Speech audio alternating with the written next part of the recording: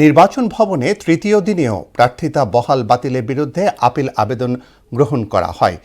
3 দিনে মোট 295টি আপিল আবেদন জমা পড়ে ইসির অঞ্চলভিত্তিক 10টি বুথে। এদিকে বিকেলে সিএসির সঙ্গে সাক্ষাৎ শেষে জামাতের প্রতিনিধি দল জানায়, নির্বাচনে আগের রাজনৈতিক দলের কোনো নেতাকে বিশেষ নিরাপত্তা দেওয়ার ভোটের মাঠে প্রভাব পড়েছে। কিছু ডিসি-এসপি দলীয় আচরণ করছে বলেও অভিযোগ করেন দলটির নায়েবে আমির আব্দুল্লাহ মোহাম্মদ তাহের। এমআর আসাদের রিপোর্ট। প্রায় ১৯০০ বৈধ মনোনয়নপত্র ও ৭২৩টি বাতিল মনোনয়নপত্রের বিপরীতে আপিলের তৃতীয় দিন শেষে ইসিতে আপিল আবেদন জমা পড়েছে মোট ২৯৫টি। একদিনে সর্বোচ্চ ১৩১টি আপিল জমা পড়ে বুধবার। সুষ্ঠু নির্বাচনে পর্যবেক্ষকদের ভূমিকা নিয়ে এনজিও ব্যুরো আয়োজিত সভায় অংশ নেন নির্বাচন কমিশনার আবুল ফজল মোহাম্মদ সানাউল্লাহ। জানান, পোস্টাল বিডি অ্যাপে ১৫,৩৩,০০০ ভোটার নিবন্ধন করেছেন। এটার মধ্যে আমাদের পোস্টাল ভোটে রেজিস্ট্রেশন সম্পন্ন হয়েছে। দেশের ভিতর এবং বাইরে মিলিয়ে আমাদের ১৫,৩৩,০০০ মতন ভোটার রেজিস্ট্রেশন করেছেন। এর মধ্যে ৭,০০০ মতন আমরা পেন্ডিং রেখেছি, তার কারণ ওনাদের ঠিকানা লিখতে ওনারা ভুলভ্রান্তি করেছেন। আমরা চেষ্টা করছি এগুলোকে রিজলভ করে ওনাদের সাথে 1-to-1 কমিউনিকেশন করে সলভ করতে।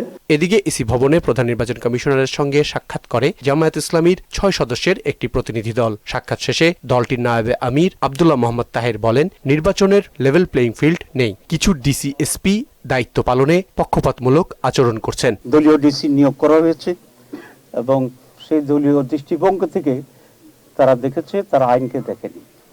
আমরা বলেছি এই ধরনের ডিসি-এসপি যারা আছে তাদেরকে অপারেশন করতে হবে এবং নিরপেক্ষ ডিসি-এসপিকে সেখানে নিয়োগ করতে হবে, নাহলে নির্বাচন প্রশ্নবিদ্ধ হবে। নির্বাচনের আগে কোনো রাজনৈতিক নেতাকে বিশেষ নিরাপত্তা দেওয়ার কারণে ভোটের মাঠে প্রভাব পড়ছে বলেও অভিযোগ দলটির। সেজন্য নির্বাচনের বাইরে কোনো সময় হলে সেটা কোনো ইস্যু হতো না, কিন্তু এখন নির্বাচনের সময় এটা একটা ইস্যু, কারণ মানুষ দেখবে যে একজনকে অনেক প্রটোকল দেওয়া হচ্ছে, তার প্রতি মানুষের একটা ইমপ্রেশন হইতে পারে যে he may become something in future, যেটা লেভেল প্লেইং ফিল্ডকে সাংঘাতিকভাবে ক্ষতিগ্রস্ত করছে। এনসিপির সঙ্গে এখনো আসন সমঝোতা চূড়ান্ত হয়নি বলেও উল্লেখ করেন আব্দুল্লাহ মোহাম্মদ তাহের। আমরা এখনো আস্থা রাখতে চাচ্ছি, যেহেতু আমরা নির্বাচন প্রসেসে আছি।